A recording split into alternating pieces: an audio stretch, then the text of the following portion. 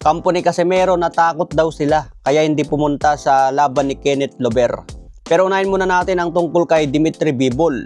Sa ngayon inaatasan si Bivol na mag-submit ng Certificate of Injury sa WBO. Binigyan ito ng palugit na 10 araw para ibigay ang certificate. Pinadala ng sulat si Bivol galing sa WBO. Ang sulat ay naglalaman ng detalyadong medical na paliwanag tungkol sa kanyang pinsala, mga natuklasan, proseso at paggaling at opinyon ng doktor kung kailan siya magiging physical at medical na handa upang lumaban ulit. Kung hindi sumunod si Bivol sa 10 araw na palugit upang magpakita ng certificate, pwede nang mabaklas sa kanya ang WBO belt. Matatandaan na naoperahan si Bivol sa likod at nagpapagaling siya ngayon. Si Bivol ang lineal champion sa light heavyweight at may hawak sa WBA, WBO, and IBF. Dahil 3 belt ang hawak niya, sunod-sunod ngayon ang utos sa kanya na magdepensa ng titulo. Nauna ang WBC dahil hindi niya nadepensahan, binakante ito at binigay kay David Benavides. Sumunod naman ang IBF pero hindi pa niya nadedepensahan. At ngayon mag-uutos na naman itong WBO. Kaya mahirap ang sitwasyon ngayon ni Bivol. Hindi niya alam kung anong unahin.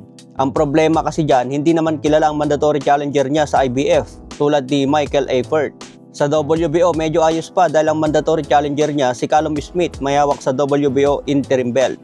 Kaya abangan natin ang muling pagbabalik ni Dimitri Bivol. Ibang banda naman ito, natakot daw ang kampo ni Jandrel Casimero dahil hindi pumunta sa laban ni Kenneth Lover kahapon.